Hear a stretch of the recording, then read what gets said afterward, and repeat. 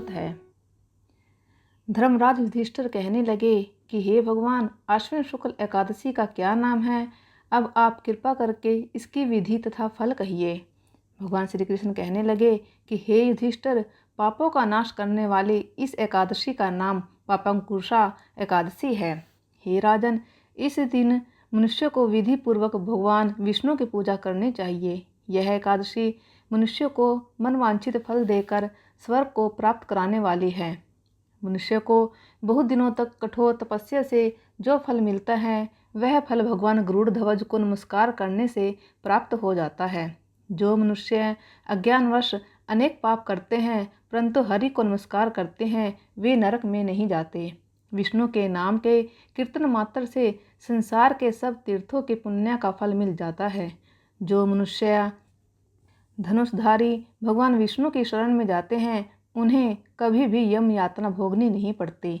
जो मनुष्य वैष्णव होकर शिव की और शैव होकर विष्णु की निंदा करते हैं, वे अवश्य नरकवासी होते हैं। सहस्त्र वाजपेय और अश्वमेघ यज्ञों से जो फल प्राप्त होता है, वह एकादशी के व्रत के 16वें भाग के बराबर भी नहीं होता है। संसार में एकादशी के बराबर कोई पुण्य नहीं, इसके बराबर पवित्र तीनों लोकों में कुछ भी नहीं। इस एकादशी के बराबर कोई व्रत नहीं। जब तक मनुष्य विष्णु के एकादशी का व्रत नहीं करते, तब तक उनकी देह में पाप वास कर सकते हैं।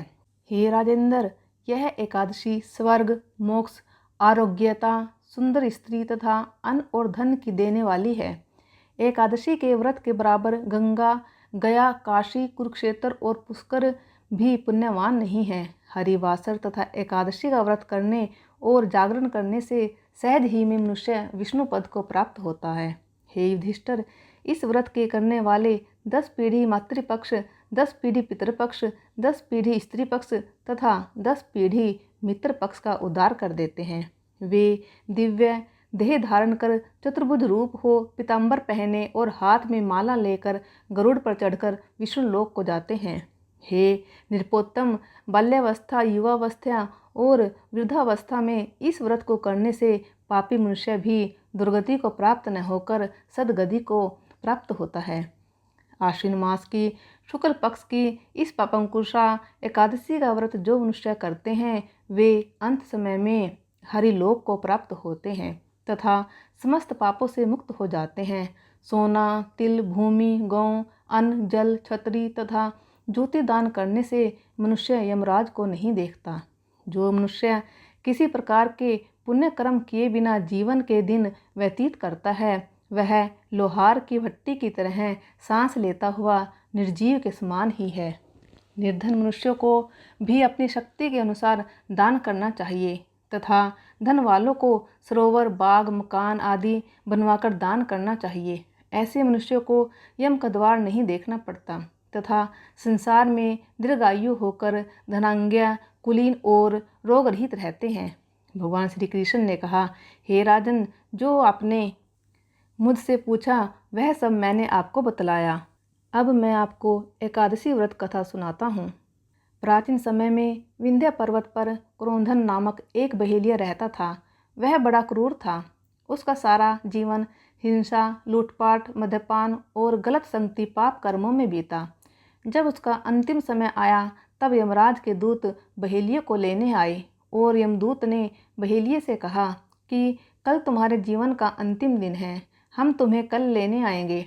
यह बात सुनकर बहेलिया बहुत भयभीत हो गया और महर्षि अंगीरा के आश्रम में पहुंचा और महर्षि अंगीरा के चरणों पर गिरकर प्रार्थना करने लगा, हे ऋषिवर, मैंने जीवन भर पाप कर्म ही किए हैं। कृपा कर मुझे कोई ऐसा उपाय बताए जिससे मेरे सारे पाप मिट जाएं और मोक्ष की प्राप्ति हो जाए। उसके निवेदन पर महर्षि अंगीरा ने उसे आश्विन शुक्ल की पापांकुशा एकादशी का विधि पूर्वक व्रत करने को कहा। महर्षि अंगीरा के कहे अनुसार उस बहेलिये ने यह व्रत किया और किए गए सारे पापों से छुटकारा पा लिया। जब यमराज के यमदूत ने इस चमत्कार को देखा, तो वह बहेलिया को बिना लिए ही यमलोक वापस लौट गए और इस व्रत पूजन के बल से भगवान की कृपा से वह विष्णु लोक को गया। जय श्री हरि। विष्णु भगवान की जय।